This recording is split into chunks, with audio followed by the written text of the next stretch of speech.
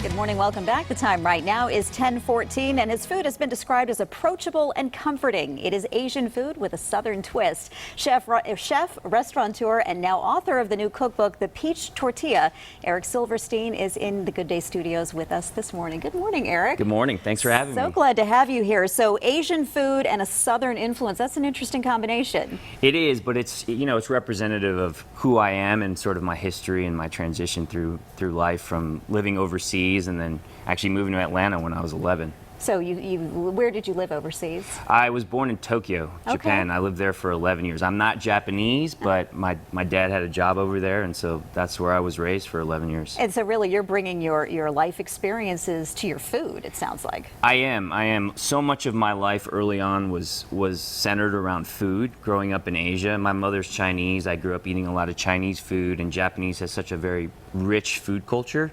And then, of course, even moving to Atlanta, where we have a very rich Southern food culture. So.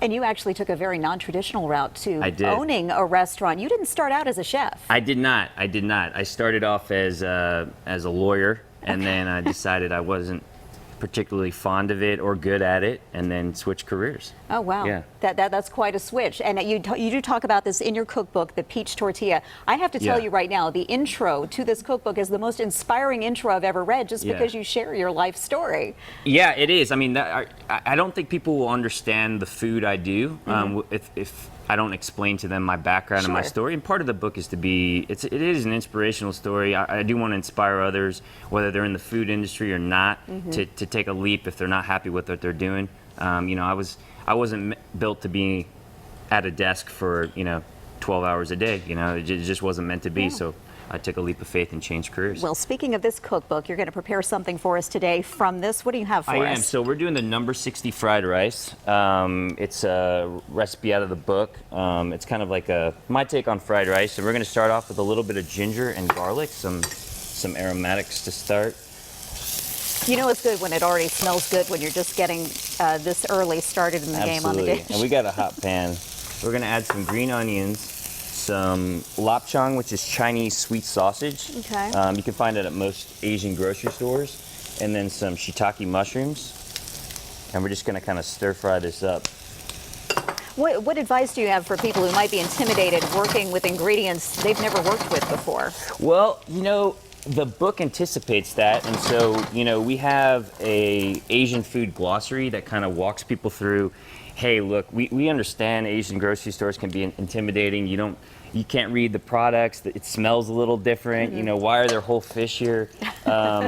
So we walk you through it. I walk you through it in the book, and provide photos of what you're looking for and explain what those ingredients are. Excellent. And we're just scrambling some eggs here as we make this dish. Okay.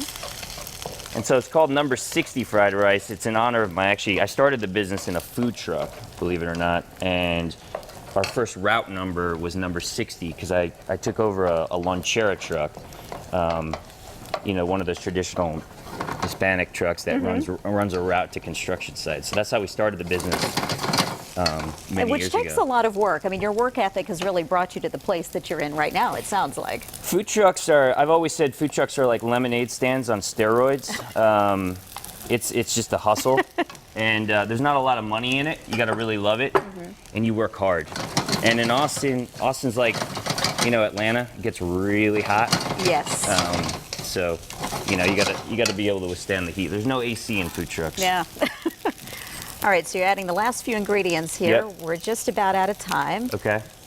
Yeah, I'm adding a little bit of butter, a little bit of oyster sauce, and some shiro miso and white pepper, and that's going to be it. Delicious. And you're actually part of the Atlanta Food and Wine Festival that gets started this evening and goes through the weekend. I am. I'm doing a little session tonight at Destinations Delicious with Local Palate. Saturday, I'm at the tasting tent at the festival in the Old Fourth Ward Park. Okay. And I'm also doing a book signing Saturday at 1 o'clock at Barnes & Noble's in Buckhead at the Peach Shopping Center. That's the work ethic I'm talking about right there. Never stopping, never a dull moment. Well, this comes together beautifully. Is this the finished product right here? That is the finished product right there. All right. Yep. Looks delicious. I'm going to get a taste of this during the commercial break. Please do. It smells fantastic. And if you'd like information on the Atlanta Food and Wine Festival or the recipe or the cookbook, the peach tortilla, you can go to fox5atlanta.com and click on the Good Day tab. Right now, we're going to send it out to Paul Milliken.